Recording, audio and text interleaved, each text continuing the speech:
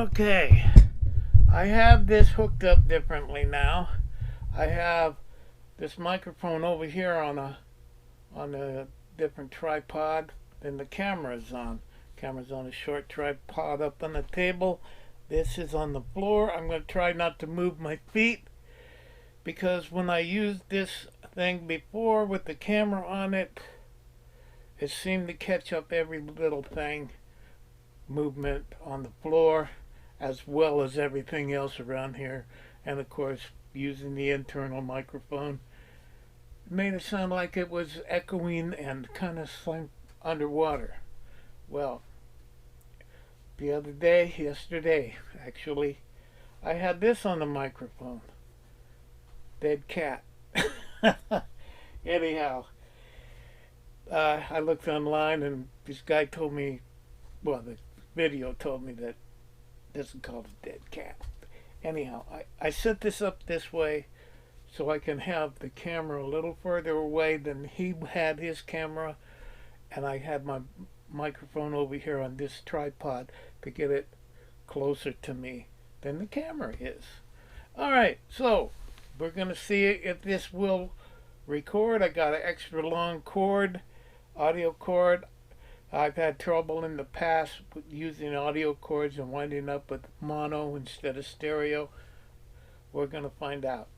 Anyhow, I'm going to start reading out of the Sermon on the Mount. I'm going to start at verse 17, which is what I ended with yesterday. And Jesus says, "Don't misunderstand why I have come. I did not come to abolish the law of Moses or the writing of the prophets. No, I came to accomplish their purpose." And yesterday I said their purpose was to teach us from right from wrong.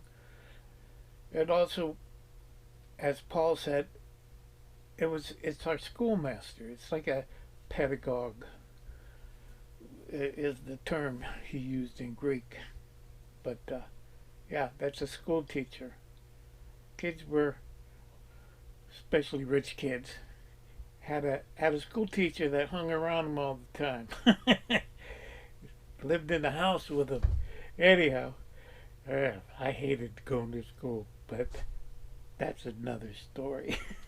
Anyhow, I tell you the truth, until heaven and earth disappear, not even the smallest detail of God's law will disappear until its purpose is achieved. Jesus came to accomplish the purpose. And one of the main purposes was for us to know right from wrong and to treat each other mercifully and generously and all the good stuff. But we didn't do it. Nobody done it. Nobody can live up to the law of Moses. And that's only part of the laws in the Old Testament. There's 613 laws in the Old Testament. Anyhow, all those little laws, Jesus died to save our souls. And nobody can be saved by keeping the law. But I want to stick with the reading of the Bible. This is Jesus saying, "So if you ignore the least commandment and teach others to do the same, you will be called the least in the kingdom of heaven. But anyone who obeys God's laws and teaches them will be called great in the kingdom of heaven." Yeah, yeah, if you can live up to them, you'll be great in the kingdom. But nobody has lived up to them.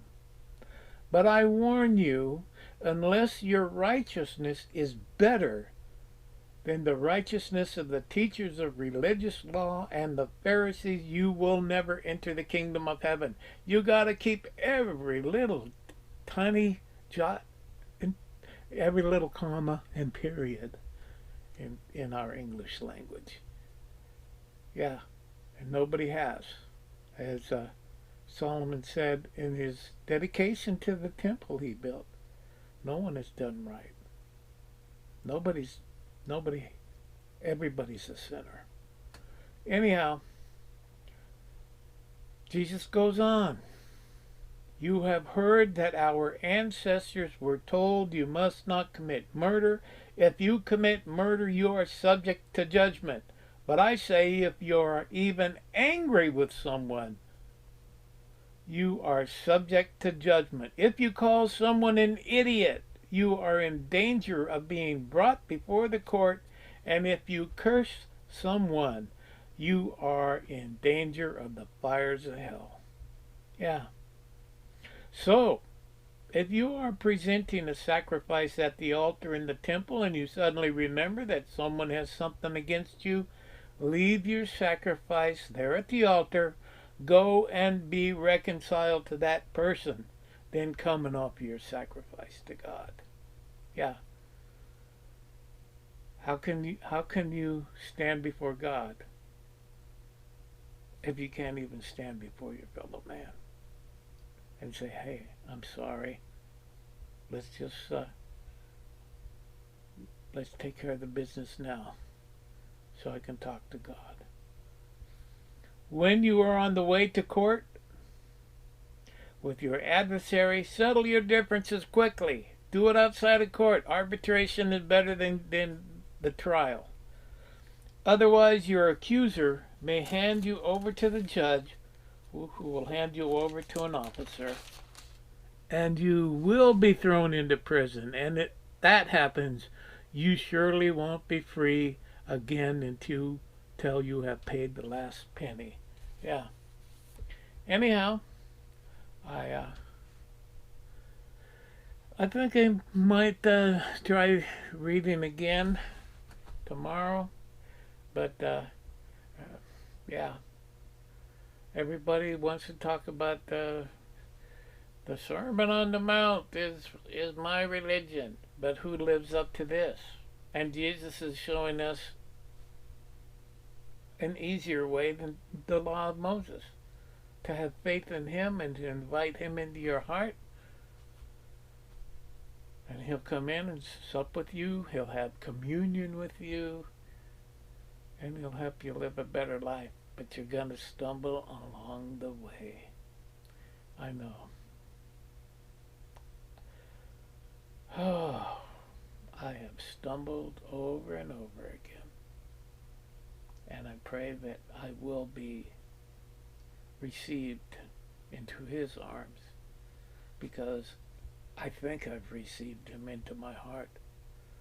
But you always have to examine yourself. Examine yourself before you go to stand before God.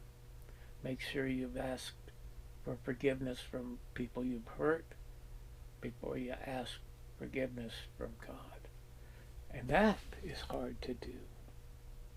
Anyway, I hope this came out, and I'll try again tomorrow with the camera mounted on top of the camera mounted on top, the microphone mounted on top of the camera. But if this works, this is probably the way I'm going to do it. But I don't have faith. I don't have faith in that long cord. Okay, thank you, and God bless you.